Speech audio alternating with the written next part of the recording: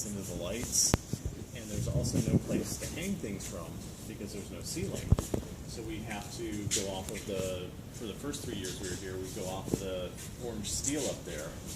And then the last 2 years we've been allowed to use the twisted original 1890 steel to hang on. So that's been really helpful. So what do you think the challenges are of trying to light an opera outside? Oh, it would be hard to like be noticed. It's probably daylight on your show. Yeah, and It is. when the main character's up there, you know how they usually like on the that's how we do it. Yep. So, well, because we start at 8 o'clock, and that's the latest time that we can start because of noise. We have to be done before 11. So it's still pretty light at 8. It's still kind of light at 9. So for the first hour of the opera, we have to try and compete with the sun. That doesn't work really well. I've got some lights that are bright enough that you can see a little bit, and then there are spotlights. So spotlights are lights that somebody moving them around. You may have seen this on rock shows or concerts or ice skating, where the light follows them wherever they go. Just go follow spots. So there are people who are moving the lights to follow the actor or the skater or whoever's in them.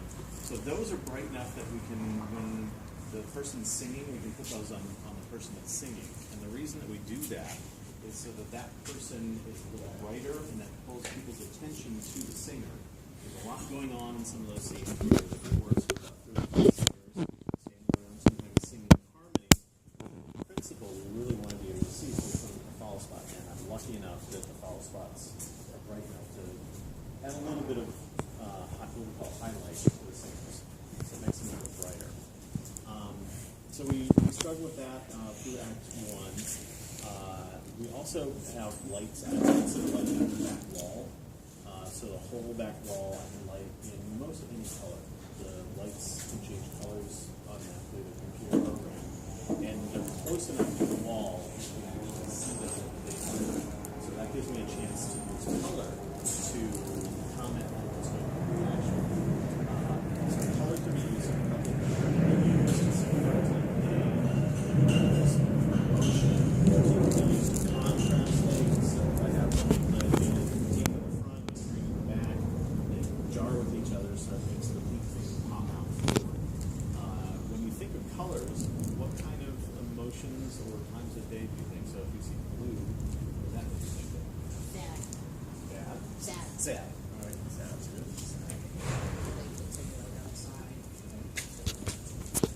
Or a day. We do use, because daylight is mostly perceived as blue, we use light colored blues for daylight. But you want to try and do a nighttime scene, but you don't want to go completely black because you still have to see the people singing, talking. We use dark blue to make people think it's night. So that's one little trick that we use to do that. What about if I told you that I was going to let the scene in red? What would you think that would make the scene? Anger. Blood. Flurry, which there's a lot of it here. And there's also, it could also be for fire. So if you go with oranges and reds and yellows, that's using a fire. There's a couple of sequences in here where they sing a song called Sing on Fire. So there's going to be some red stuff going on in that just to sort of give people a psychological thought that it's on fire. I'm not lighting any of the blood scenes in red because if you light blood with red, then the blood disappears because everything around it is red. This is going to get a little sophisticated, but if you look at colors, so I have blue, so think of blue in your mind. You start to add red to it, it gets purple. You start to add yellow to it, it gets green.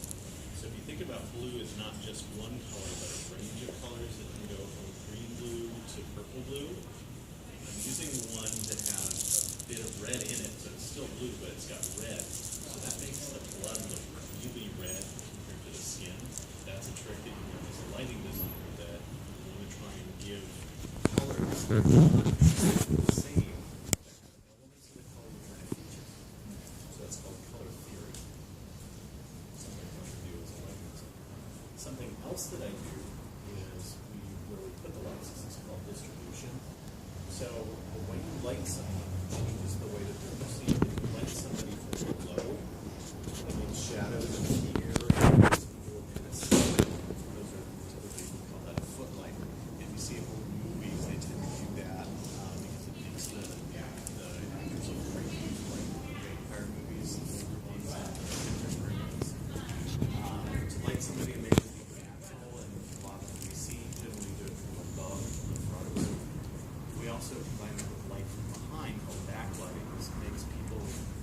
standing right next to this wall, and it looks like I'm flat. If I put some light behind me, it makes me a little bit of distance, a little highlight on the shoulders and the hair, separates me from the colorful wall. So that's the backlighting is used for that.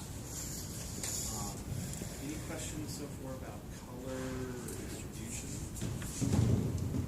Question about the lighting instruments itself. If it rains, what do you have to do to cover quickly, or are these special instruments that The are ones that have bags on them right now are the computer controlled lights. So those are expensive. We have insurance for them, but they can't get rained on. And there's also a lot of grit that's experience and grit that's havoc on the spin. So they get the bags put in. The other lights are in pretty bad shape because they are asked to be used as drivers. So there was a lot of lighting when the backers turned them on, getting them focused. Focus is what we do where we point all the lights where we want them to be. That's part of the distribution part of lighting design we were talking about just a minute ago. So during the focus, oh, that one's dim, or this doesn't work, or that, this, that, and the other. So that's one of the drawbacks of working outside, is that you have to get gear that people don't mind if it gets wet. Is that a question? Oh, no, Nope, sorry. just stretching. All right. So another thing that we do, so each section of the show where I want to have the lights look a particular way is called a cue. So there are, the cues start at cue number 1, and then they all have numbers to identify them. The last cue is called 575. There aren't quite 575 cues in the show because I leave gaps.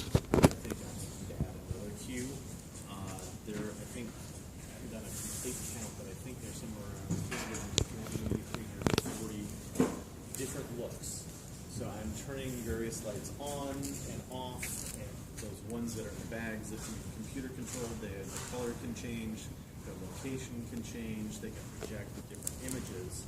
So each of those things has to be programmed beforehand and then stored in a queue. And the cues can be brought up over different amounts of time. So what I'm dealing with is the way the lights look, the color, where they're pointed, how bright they are, and that changes over time. So I not only have to think about 2-dimension, where things are in terms of actors and position, where actors are in height, where the set is in height, so that's the 3rd dimension. And the 4th dimension, this is all occurring in time. So the cues at different times to happen. They happen at different, very specific places in the script. Our stage manager, Brett, is in charge of making sure that